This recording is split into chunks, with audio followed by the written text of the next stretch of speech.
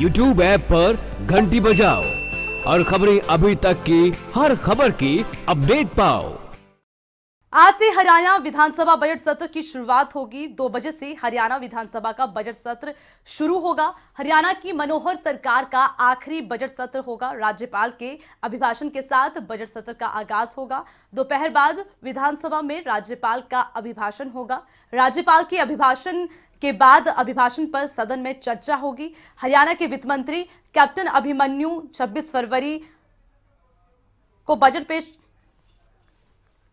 पहले business advisory committee की बैठक को लेकर बैठक खत्म हो गई है और क्योंकि ये आखिरी सेशन है इस सरकार का मेरे ख्याल में तो, और इसलिए सारे विधायकों को अपनी अपनी बात रखने की बात होनी चाहिए। तो प्रस्तावित पहले कह रहे थे कि सैटरडे को भी करा जाए, पर सैटरडे के लिए हमने कहा सैटरडे को नहीं हो सकता क्योंकि सारे विधायक जो हैं वो अपने अपने इलाकों के अंदर जाते हैं, आप जानते हो। तो इसलिए जो है आप इसको आगे रखिए, लेकिन सरकार की मंशा ही जो है वो थी काटने की और वो उन्होंने कर दिया। मैम डबल सिटिंग कब कब है 22 को? डबल सिटिंग है एक तो आपकी कहाँ गया ये, हाँ एक तो है 22 को, बजट है 25 को और डबल सिटिंग है 26 को और 27 को जो है एंड है। Thank you so much. Thank you जी। सीएलपी लीडर किरण चौधरी का बयान सामने आया है जिसमें विपक्ष की ओर से बजट सत्र को बढ़ाने की मांग की गई थी, लेकिन सरकार ने उनकी मांग को नहीं माना है और ये बजट आज से 27 फरवरी तक चलेगा। 25 को बजट पेश होगा और 22 को डबल सिटिंग मीटिंग होगी। और आपको बता दें विपक्ष की ओर से मांग की गई थी कि सत्र को बढ़ाया जाए, लेकिन सरकार ने उसे नहीं माना।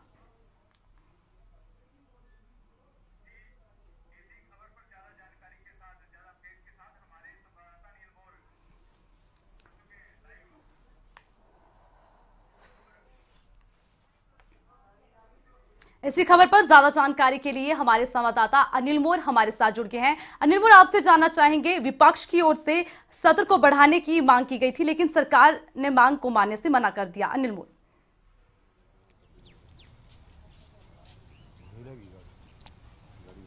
देखिए, बिल्कुल बिजनेस एडवाइजरी कमेटी की बैठक खत्म हो चुकी है। पहले इस तरह की संभावनाएं थी और कहीं ना कहीं जो तैयारियां की गई थी कि बजट सत्र 5 मार्च तक चलेगा, लेकिन अब साफ हो चुका है कि बजट सत्र 27 फरवरी तक चलेगा। इस वक्त हमारे साथ खुद पूर्व स्पीकर कुलदीप शर्मा जी मौजूद हैं। हम उनसे भी जानना चाहेंगे।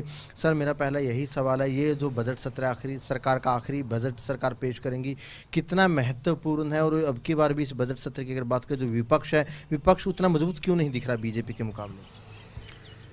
देखिए, अगर विपक्ष मजबूत ना होता तो सरकार की घोषणा थी कि 5 मार्च तक ये चलेगा, लेकिन 5 मार्च तक चलाने की बजाय जैसा सुना जा रहा है सदन को 27 फरवरी तक चलाने की सरकार की मंशा है।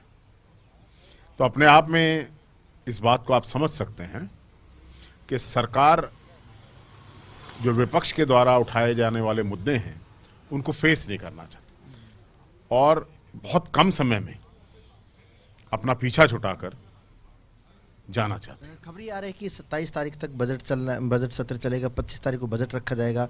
इस बजट से आपको क्या उम्मीद है कि बजट कैसा रहेगा? संभावना ये जताई जा रही है कि कर्मचारियों को लेकर, किसानों को लेकर सरकार बड़ी घोषणाएं कर सकती है। देखिए, ये बजट जो है इलेक्शन को ध्यान में रखकर ये सरकार इस बजट की घोषणा करेगी। अगर इस सरकार ने कुछ एम्प्लॉयज़ के लिए करना होता तो 4.5 साल के अंतराल में सरकार ने एक भी ऐसा कदम नहीं उठाया जिससे कर्मचारियों को फायदा हो। वायदा तो ये किया गया था कि पंजाब के समान वेतनमान लागू किए जाएंगे।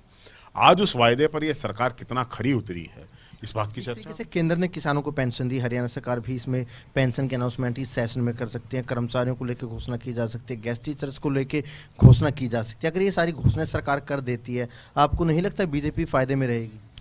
देखिए, केंद्र सरकार की 6,000 रुपये साल प्रतिवर्ष, उसकी पहली किस्त 2,000 की देंगे, उसके बाद तो चुनाव चला जाएगा। तो ये एक बड़ा भद्दा मजाक केंद्र की सरकार ने किसान के साथ किया है। 17 रुपये रोज देकर एक परिवार को केंद्र सरकार खरीदना चाहती है उनकी लॉयल्टी। इसी प्रकार से भारतीय जनता पार्टी की सरकार अगर हरियाणा के अंदर किसानों के फायदे का को काम करेगी, अभी तक तो कोई इस प्रकार की घोषणा नहीं है, ना आज तक की है, लेकिन अगर कोई किसानों के फायदे की बात करेगी तो हम उसकी बड़ाई भी करेंगे, अगर नहीं करेगी तो उसकी आलोचना होगी। आलोचना की बढ़ाई की बात आपने की, लेकिन इस सेशन की बात करें, मुद्दे क्या कांग्रेस के पास रहेंगे? बैठक आपकी थोड़ी देर में स्टार्ट होनी है, आप बैठक के लिए आ चुके हैं, किन किन मुद्दों पर सरकार को घेरेंगे? कोई खास कोई बड़े मुद्दे हैं आपके पास? देखिए, सरकार एक है और मुद्दे अनेक हैं। 5 साल 4.5 साल इस सरकार को हो गए हैं और मुझे लगता है कि विधानसभा का सत्र भी इसलिए छोटा किया गया है कि शायद विधानसभा के चुनाव की घोषणा भी साथ हो जाए लोकसभा के चुनाव के साथ। ये संभावना कितनी है कि लोकसभा के साथ हरियाणा विधानसभा चुनाव हो सकते हैं? इसकी पूरी संभावनाएं हैं। हालांकि मुख्यमंत्री जी की बात कभी हाँ कभी ना, कभी इधर कभी उधर, अलग अलग बयानबाजियां, लेकिन इन सारी बातों से एक नतीजा निकल रहा है कि विधानसभा के चुनाव लोकसभा के चुनाव के साथ होंगे।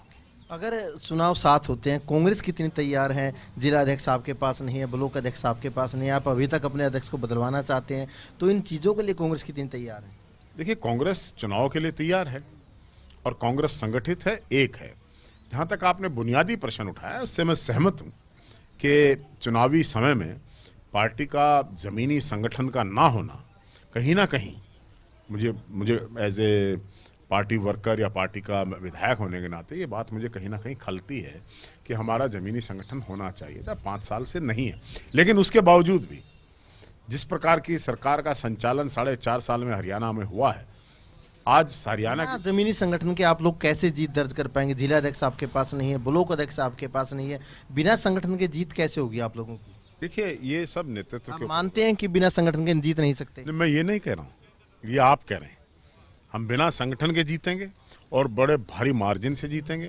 भारतीय जनता पार्टी की अशोक तंवर की अगुवाई में जीत जाएंगे आप लोग? आप मुझसे क्या कहलवाना चाहते हैं वो मैं नहीं कहूँगा। मैं ये कहूँगा कि ये केंद्र सरकार, केंद्र की हमारी जो कमांड है, पार्टी की हाई कमांड, बड़े फैसले उनको लेने हैं। हमारी पार्टी का एक 1 लाइन रेजोल्यूशन हमने किया हुआ है कि हम श्री राहुल गांधी पर, श्रीमती सोनिया गांधी पर प्रदेश का अध्यक्ष कौन होगा वो फैसला उन पर छोड़ा हुआ है। कौन कब बदलेगा ये भी फैसला उनको करना है। लेकिन आज के दिन जो परिस्थिति है, कांग्रेस पूरी तरह इस चुनाव के लिए तैयार है और हम इसका स्वागत भी इसलिए करना चाहते हैं कि अगर चुनाव साथ होंगे तो ये एडवांटेज कांग्रेस है। आपको नहीं लगता कि बिना हुड्डा साहब जब तक पावरफुल नहीं होंगे कांग्रेस के अंदर, बिना हुड्डा साहब के कांग्रेस की जो नैया है वो पार नहीं होगी? कांग्रेस की नैया इसी तरह डूबती रहेगी। हुड्डा साहब पावरफुल नहीं है? कौन कहता है हुड्डा साहब कांग्रेस में नहीं है? कौन कहता है हुड्डा साहब इस कांग्रेस के खेवनहार नहीं है? जैसे ऐसी परिस्थिति नहीं है। हुड्डा साहब is the biggest, tallest mass leader of Haryana. केवल कांग्रेस में ही नहीं, दूसरी किसी पार्टी में भी इतना बड़ा मास लीडर, हुड्डा जी के कद का नेता कोई नहीं। इतने बड़े नेता है तो आपको नहीं लगता कांग्रेस को चाहिए कि उनको सीएम चेहरे के तौर पे अनाउंस ही कर दिया जाए, उनकी अगुवाई में ही चुनाव लड़ा जाए? आपको नहीं लगता? ये नीतिगत निर्णय केंद्रीय पार्टी की हाईकमांड लिया करती है, उसके बारे में यहाँ आपके टेलीविज़न पर चर्चा करना ठीक नहीं है। जब भी पार्टी आगे बढ़ेगी, चौधरी भूपेंद्र सिंह हुड्डा के महत्व को न तो पार्टी ने कभी नकारा है, न नकारेगी और न नकारना चाहिए। बिल्कुल, कुलदीप शर्मा जी ने काफ़ी कुछ बोले हैं। हालांकि शर्मा जी खुलकर काफ़ी बातें बोलते हैं, लेकिन आज उतना खुलकर नहीं बोले। कुछ बातें इन्होंने कहीं ना कहीं पार्टी आला कमान के ऊपर छोड़ दी। लेकिन जिस तरीके से 27 फरवरी तक, 27 तारीख तक का जो सेशन रहेगा, 25 तारीख को बजट आएगा, उससे एक संभावना ये भी विपक्ष की तरफ से जताई जा रही है कि हरियाणा विधानसभा को जल्दी ही भंग किया जा सकता है। जो हरियाणा के विधानसभा चुनाव वो लोकसभा के साथ भी हो सकते हैं। चलिए, बहुत बहुत शुक्रिया अनिल मोर आपका तमाम जानकारी के लिए। विधानसभा का बजट सत्र शुरू होने वाला है, उससे पहले कांग्रेस के नेता कुलदीप शर्मा जीत का दावा करते नजर आ रहे हैं। पूरी तैयारी में कांग्रेस पार्टी है, उनके द्वारा माना जा रहा है। अब देखना यह रहेगा कि सत्र में किन किन सवालों को लेकर मुद्दे उठाए जाएंगे और सरकार को किन मुद्दों के साथ घेरा जाएगा।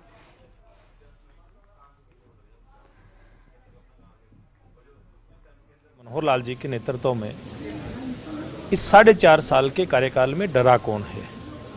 भारतीय जनता पार्टी की सरकार को हरियाणा की जनता का पूर्ण आशीर्वाद प्राप्त है और विपक्ष के पास कभी कोई मुद्दे होते नहीं हैं।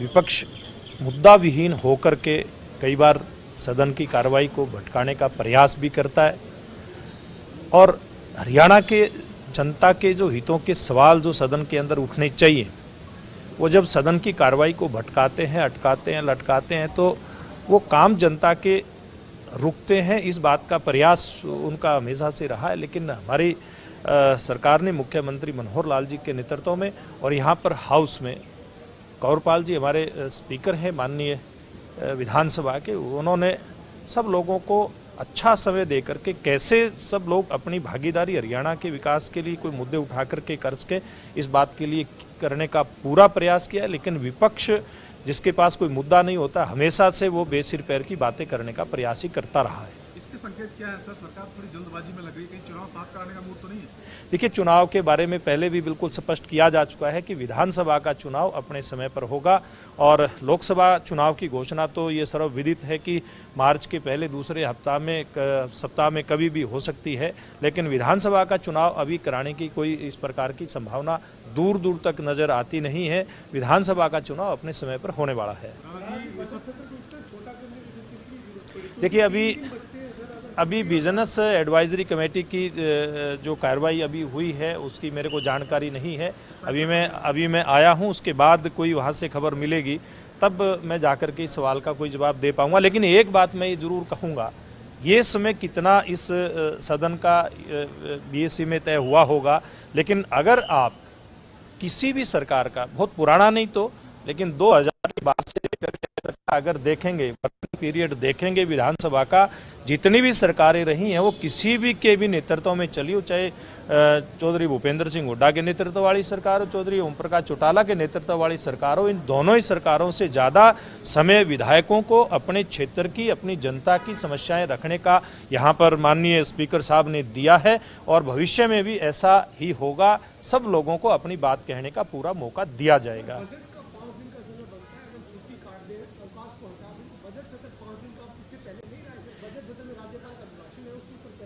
देखिए, मैं एक बात कहता हूं, ठीक है कितना समय होना चाहिए कितना, लेकिन जिस प्रकार से विपक्ष के पास कोई मुद्दा नहीं है, मैं समझता हूं जितना भी समय रखा होगा वो सोच समझ के रखा होगा।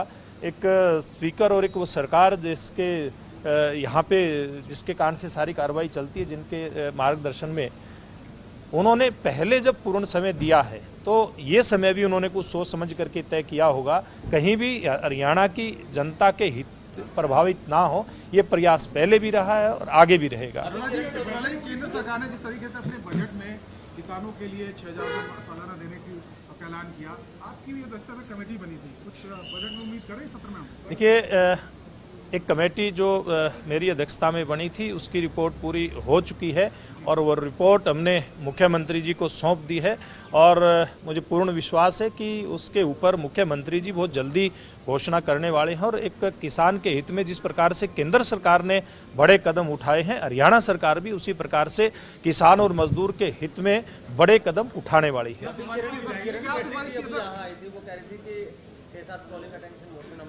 मुद्दे उठाने थे, कुछ किया नहीं है और क्या पता आखिरी सेशन ना साबित हो जाए। देखिए, ये तो किरण चौधरी जी के अपने मन की बात है, किस प्रकार का कॉलिंग अटेंशन मोशन वो यहाँ पर देने वाली थी, लेकिन वास्तव में इन लोगों के पास मुद्दे नहीं है। अब तो इन लोगों के पास इंटरनल जो मुद्दे हैं, मैं तो कहता हूँ आपके माध्यम से ये अपने दलों को संभाल करके रखें, क्योंकि जिस प्रकार से जींद उपचुनाव के बाद से कांग्रेस पार्टी में एक दूसरे पर आरोप प्रत्यारोप लगाने का सिलसिला चला है, जिसके कारण से ये नेता एक का मुंह उधर दिखाई देता है, दूसरे का उधर दिखाई देता है। एक पार्टी इससे पहले ही जींद उपचुनाव से ही दो फाड़ हो गई थी, तो ये अपने आप को संभाल करके रखें तो ज़्यादा मुझे लगता है अच्छा उनके लिए रहेगा।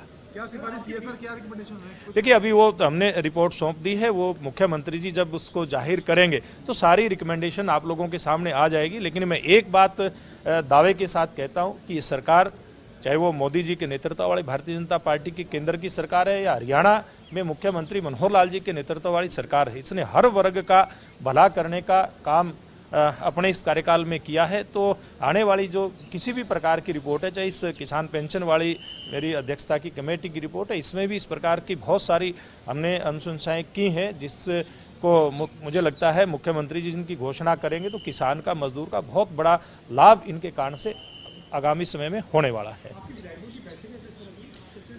1 बजे हमारी विधायक दल की बैठक यहाँ पर बुलाई गई है। धन्यवाद।